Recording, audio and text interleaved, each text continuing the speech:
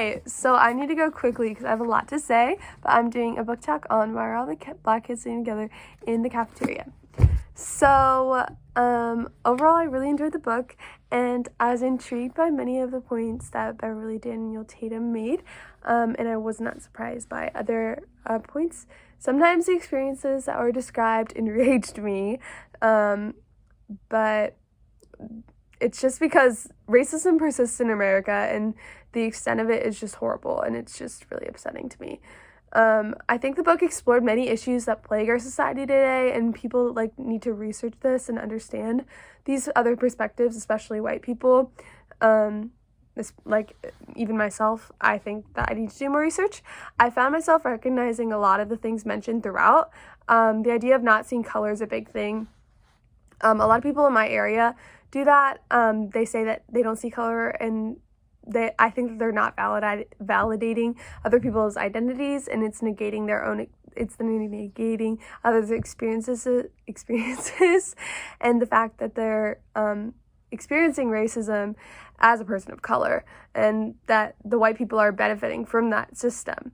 I think that this is a big contender for the reasoning of why a lot of people of color choose to associate themselves with other people of color, because they can see people who have the same experiences as them.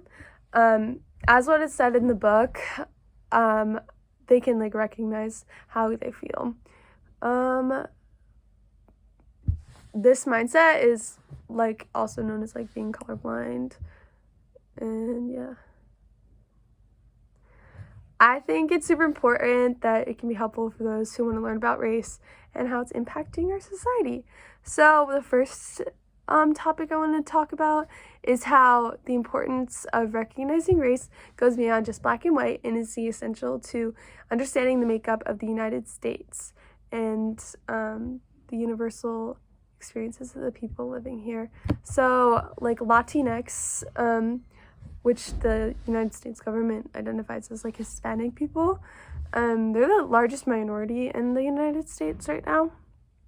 And I think that people need to understand that they need to be represented and understood for their culture and their identity. And they come from different ancestries. And I think that they shouldn't be put into a box because they are all unique.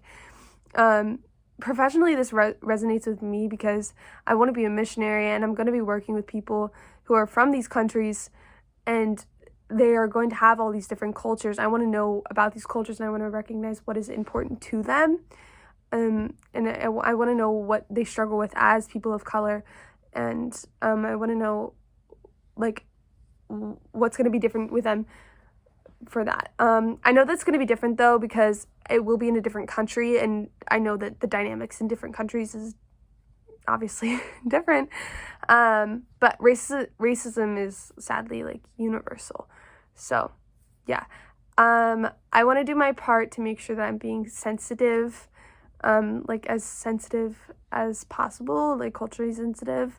So I want to research about their culture and research about all of that. And it affects me personally because I'm being introduced to a Latinx community, and I want to be building these relationships with them. And my second topic is in terms of the idea of developing a white identity. I think it's a very important topic because I'm not really consider this as a white person. I know that I'm white, obviously. I know that I'm inherently benefiting from the societal systems, and it's something that resonates with me personally. I think that it should be talked about more, and I try and bring it up often. It's that white privilege is something that, whether someone's aware of it or not, they're naturally benefiting from it, as a white person because of the color of their skin, and this stereotyping is something that occurs.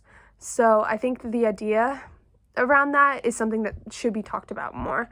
The idea that was mentioned an idea that was mentioned in the book about disintegration, I think is important because it's that idea about a white person understanding the experiences of a person of color, because of it being like a loved one, and that opening their ideas, or opening their mind to the experiences of that person, and helping that shape their own white identity, because they're understanding that racism and how it's operating in their own favor. And I think that's kind of interesting because that's affected me personally and how I've seen that in my good friends' lives, and in family members as well. This white identity is affecting me professionally because I need to understand this and how I'm affecting from these systems. And I also need to understand that, like, racism is still, like, working in my position. Also, I don't, as a missionary, want to be working as a white savior. That is not something that I want to be doing. That is horrible, and that's not something that is good for me. It's not something that's good for them.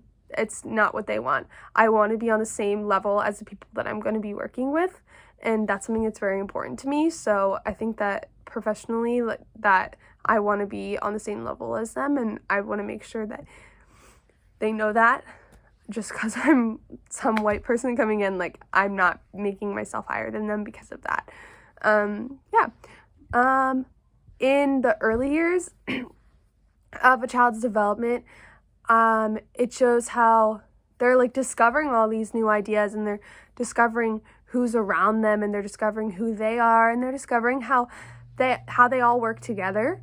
And if the adults around them are open to teaching them about inclusivity and explaining to them how people may look different on the outside and how they're all just the same on the inside, and explaining these stigmas and problems, then maybe they won't continue. Because it like in the book, when she was explaining the eggs and how the brown egg and the white egg look different on the outside but they're the same on the inside, like, if we do these things to the kids, then they won't feel like quiet, like they won't feel like they have to be quiet, because when kids are shushed and ignored, then they feel like they can't talk about race and other things, and they'll form negative opinions surrounding them, and they'll continue this cycle of racism. And there needs to be an open line of communication to our youth about inclusion, about equality, and it's something that needs to begin early so that stereotypes don't form. And it's something that can affect all of our kids, and we need to make sure that we're having these conversations with them early, and we need to make sure that they're understanding that everyone is still equal despite what they look like early on. It's something that affects me both personally and professionally, just because I'm going to be working with kids, and I'm might be having kids, I'm not sure, but I'm just going to be instilling this into the kids I will be interacting with. Throughout adolescence, and the experiences of children of color versus the children, white children, it really just starts to separate. Kids start to notice these differences more and more. Kids start to have different experiences in their lives, and it's easier to find comfort in people who are understanding what you're going through. It's easier for these adolescents to group with people who are experiencing the same thing as them. And by that, it seems to happen racially. And people of color are beginning to experience this racially, this racism, and they don't want, like, watered down sympathy from their elementary school friends who don't understand what they're going through, and they don't have any passion on the subject. They want people who understand, and they have fire for that subject. And it's not anything against these other people, they just don't understand. So they group together, and they try not to act black.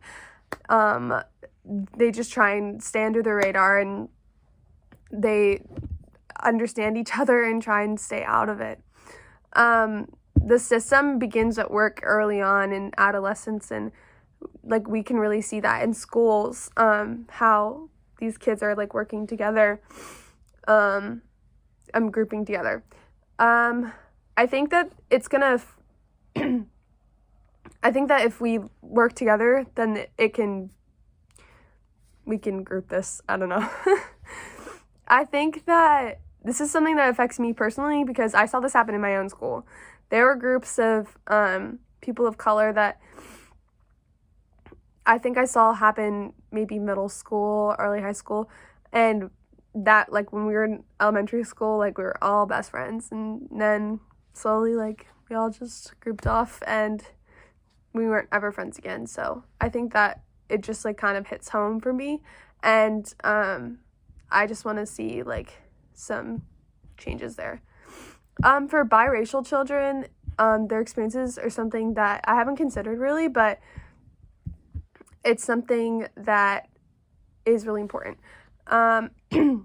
These children are happy and healthy, but people often dehumanize them by asking them, like, what are you? Or making them, like, choose which race they are. But they don't have to choose because they are both, their mom and their dad, both races. And I think that people need to understand that, and that's okay. This impacts me because I'm going to be working with many different types of kids, and I need to recognize that they're just kids, they're just who they are, and that's okay. And yeah, I don't have a lot to say on that. This book changed the way I think about children and families and communities. It didn't really change a lot. I just developed my ideas about it. I found out more information about racism, and I found out more history about it, and I think I can understand more about my community and everything about it. And I really enjoyed the book, and I think I'd recommend it to so many people. Yeah, I have some more to say if you ever want to talk to me about it, but I'm out of time. So, yeah.